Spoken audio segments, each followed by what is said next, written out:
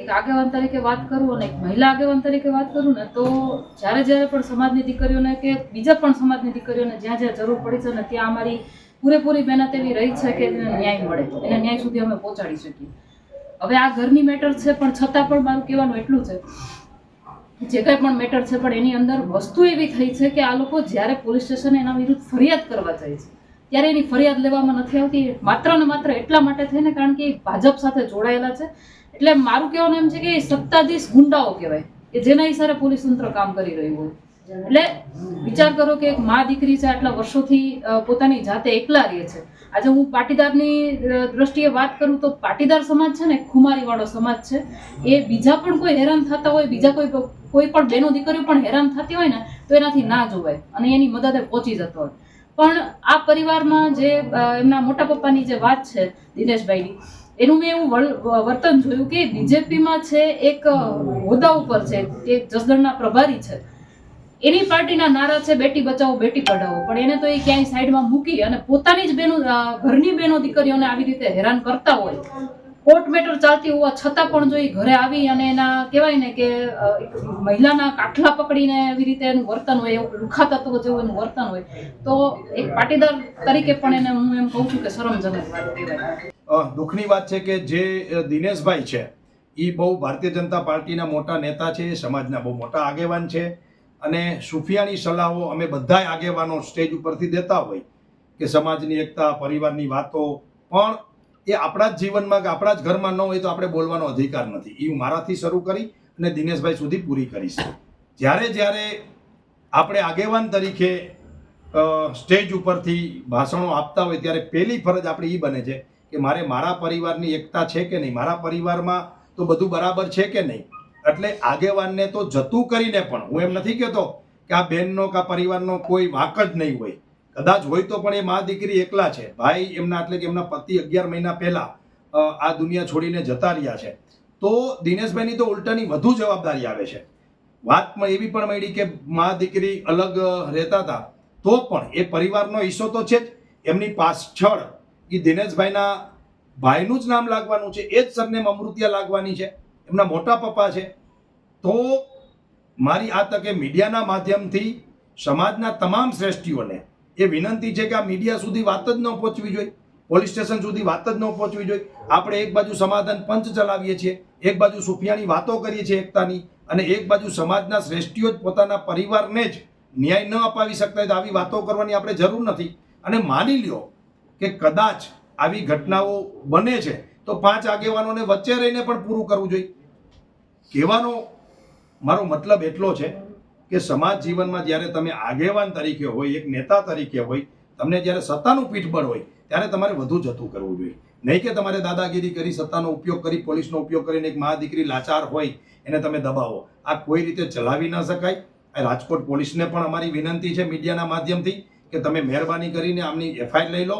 અને સમાજના શ્રેષ્ઠીઓને પણ મારી વિનંતી છે, નહીં ગમે છતાં પણ આ વિષયમાં એમને તરફદારી કરી અને બાંધછોડ કરી અને બહેનનો જે હક છે, ન્યાય છે, એને આપવો જોઈએ.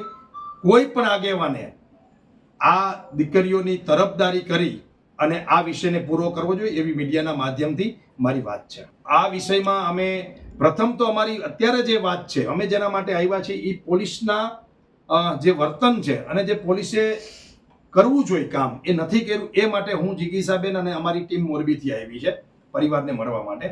અને બીજી જ્યારે વાત છે મિલકતની, તો એ તો આમ હવે તો એમ કહેવાય કે ઘર ઘર કી કહાની છે. એટલે એ વિષય કોર્ટમાં પતે તો કોર્ટમાં અને સમાજના સ્ટેજ ઉપર પતે તો સમાજના મોભીઓ દ્વારા એ પતશે, એ મને વિશ્વાસ છે. પણ હાલ પોલીસનો જે રોલ છે એ નિંદનીય છે અને એમાં પોલીસે કામગીરી કરવી જોઈએ એવું અમારું માનવું છે. હકીકત એ છે કે મેં પણ એમના ઇન્ટરવ્યૂ જોયા છે. સ્ટાર્ટિંગ હું એમના જ સવાલોથી કરીશ જ્યાં એમને એમ કીધેલું છે કે એના ફાધર ઓફ થઈ ગયા તો એ મા દીકરી પ્લેનમાં આવી ગયા. તો આજે તમે લોકો જવાબ આપો કે મને ખબર પડી હોય કે મારા ફાધર હવે આ દુનિયામાં નથી તો હું 2 મિનિટે રાહ જોઈ શકું? મારી ઉપર એ વખતે શું થયું એ તો હું જ જાણીશ. એટલે મેં ફ્લાઇટની ટિકિટ તરત જ કરાવી અને મેં સવાર 5 વાગ્યાની ટિકિટ કરાવીને 6:30 સુધી હું અહીંયા હતી. તો એમનો કહેવાનો મતલબ શું હતો કે બધું વિધિ પતી જાય પછી હું પહોંચું? અને મેં જ બધી વિધિ કરેલી છે, મારા હાથે કરેલી છે અને મારા હાથે જ મેં અંતિમ સંસ્કાર કરેલા છે. તો આજે હું દીકરી થઈ અને આટલી હિંમત રાખીને આટલી વસ્તુ કરતી હોય અને એમનો સવાલ એમ છે કે એ પહોંચી કઈ રીતના ગઈ, કેમ હું મારા બાપની આખરી વિધિમાં તમે એમ બી ઈચ્છતા હતા કે હું એને જોઈ પણ નહીં શકું. પહેલા તો એ લોકોએ મને જણાવ્યું જ નથી. મારા પપ્પા, મારો નંબર મારા પપ્પાના ફોનમાંથી ડિલીટ થઈ ગયો હતો. એ રેકોર્ડિંગ મારી સામે છે. મારા પપ્પા મારા ભાઈને એમ કહે છે મારે મારી દીકરી સાથે વાત કરવી છે, તું નંબર આપ. મારો ભાઈ મારી સાથે 24 કલાક કનેક્ટેડ હતો, 365 ડેઝ કનેક્ટેડ હતો. તો એને ફોનમાં એમ કેમ કીધું મારી પાસે નંબર નથી, હું તમને ગોતીને આપું છું. તમે કનેક્ટેડ હોવા છતાંય તમે ખોટું બોલો છો કે તમારી પાસે મારો નંબર નથી. અને બીજો સવાલ એમને એમ કર્યો કે 14 વર્ષથી આ ક્યાં, 14 વર્ષથી આ હું, મારી મમ્મા નથી આવી પણ હું મારા ફાધર સાથે કનેક્ટેડ હતી સ્ટાર્ટથી લઈને એન્ડ સુધી. આ જ્યારે 2012માં અલગ થયા ત્યારે 1-2 વર્ષ મારા પપ્પા મારી સાથે નહોતા બોલ્યા. એનું રીઝન એ હતું કે તું તારી મમ્મી સાથે વહી ગઈ ને તે તારા બાપ પાસે ના રહી એટલે, તું મને મૂકીને જતી રહી, મારાથી ગુસ્સા હતા એટલે. પણ જ્યારે પાછું મારા પપ્પા મારી સાથે વાત કરવા માંડ્યા ત્યારના 2017-2016ના બધા પ્રૂફ છે મારી પાસે, એ પણ હું તમને હમણાં બતાવીશ. અને હતી નથી આ તો મારી પાસે પ્રૂફ છે ને હું સેફ છું. પણ અગર નાઈ આવી હોય તો હું એનું જ લોહી છું ને, અને મારો હક થાય. એમની ગમે તે વસ્તુ હોય એમાં મારો હક થાય. અને અત્યારે જે એ વસ્તુ ઘણી વારંવાર એ બધા ઇન્ટરવ્યુ એમ જ કહે છે પૈસા માટે, પૈસા માટે. આ મુદ્દો પૈસાનો હોત તો હું પહેલા 1 વર્ષ આટલી રાજ ના જોત. 1 વર્ષ પહેલા જ મેં આ એક્શન લઈ લીધું. અત્યારે મુદ્દો એ છે કે તમે લીગલ એક્શન લીધા પછી તમે મારી મમ્મી જ્યારે ઘરમાં એકલી હોય ત્યારે તમે એને ટોર્ચર કરવા, એમને ધક્કો મારી, તમે તમારી દાદાગીરી બતાવવા તમે મારા ઘરમાં ઘૂસી ગયા અને એમને મારવાની કોશિશ કરી. આ મુદ્દો એ છે. અને મેં ઇન્ટરવ્યુમાં એ પણ જોયું, હું ક્લિપ પણ પાછી અગર તમે લોકો એડ કરી શકતા તો કરજો, જેમાં મારા દિનેશ દાદા દાંત કાઢીને એમ કે છે અહીં તો ગયો તો મારો છોકરો. એનો મતલબ તમને મજાક લાગે છે કે તમારો છોકરો ફૂલ દારૂ પી અને મારી મમ્મી પાસે એકદમ બદતમીઝી કરવા માંડ્યો, એ તમને મજાક લાગે છે?